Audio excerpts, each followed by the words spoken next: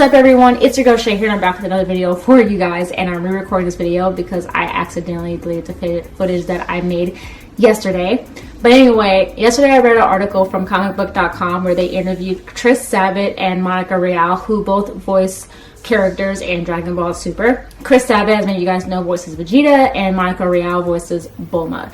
And they both explained that they actually do not read the Dragon Ball Super manga and also do not plan to in the future because they feel like that it might possibly affect their performance of the characters because they like not knowing what's going to happen next, and they also are afraid of potentially foreshadowing what is to happen in the manga if they have read ahead or know what's going to happen. Plus, there's a possibility that maybe what they read in the manga does not actually happen in the anime and they do not want to be disappointed.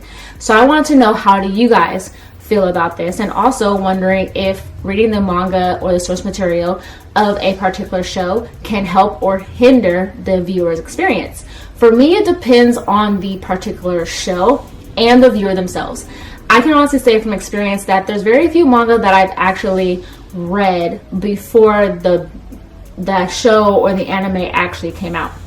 Books are a different story, but for manga, I can definitely say that's very rare for me. Most manga that I have read, though, that do not have an anime adaptation, still do not have an anime adaptation to its name currently. So what mostly happens for me is that I will watch an anime, and then once it is over, once I've watched all that I can, sometimes I will go back and actually read the manga to know what happens next. But it mostly have to be based on the fact of whether or not there is going to be a second season that's going to come out. Like, for example, has it been canceled or do they not plan to make another one? Then yes, I will do that. Mostly what I've done that with is like Fruits Basket and also with Bleach.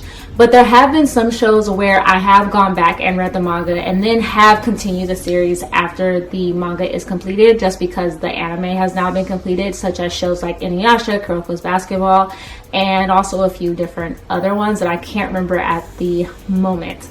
But I do know that there is one show actually in particular that I have finished the manga but never went back to actually finish the anime, and that is Naruto.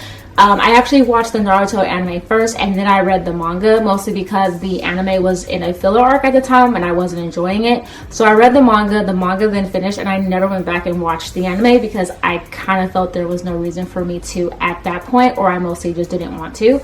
But I feel like, once again, it is based off of the user and also based off of the show in particular. Do I think it really ruins the experience? Not really, but I do feel like more people are more critical of the anime if they have read the source material because they already know what's going to happen next, and they want to know if the creators or the producers of the show have done stuff correctly or have done stuff the way that they may have wanted it done as the viewer in particular. Very similar to how people who read books or comic books before actually watching the movie or the adaptation of these books or these comic books are a little more critical of it compared to someone who has never read the source material and is just going into it blindly.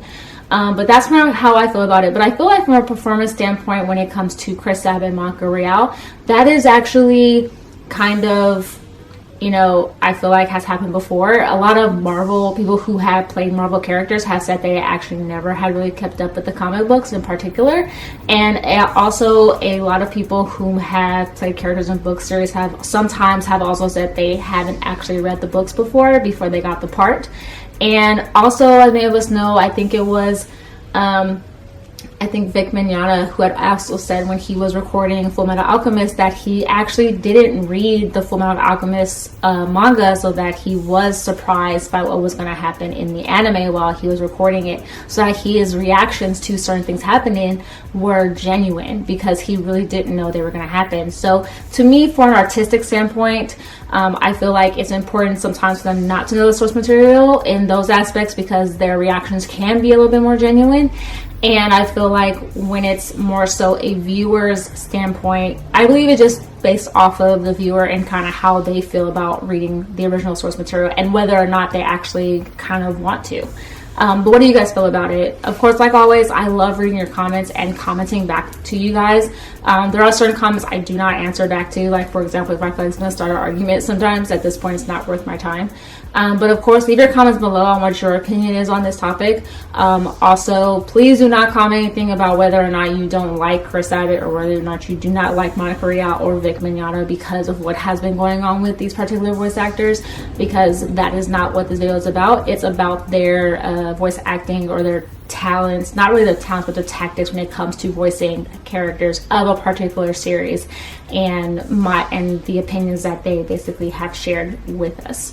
Of course, like always though, I will leave links down below on my social media accounts, my Instagram, my Twitter, and my blog as well, so be sure to check me out there. And I come out with new videos every Monday, Wednesday, and Saturday, so of course subscribe if you haven't already, and be sure to click the bell icon so you're notified when I come out with new videos. But anyway, that's my video, you guys. I'm sorry if I'm talking really fast because I have to record another one right after this. But that's my video. I hope you guys enjoyed it. I'll see you guys soon with the new one. So of course, like I always say, stay positive and be nerdy. All right, you guys.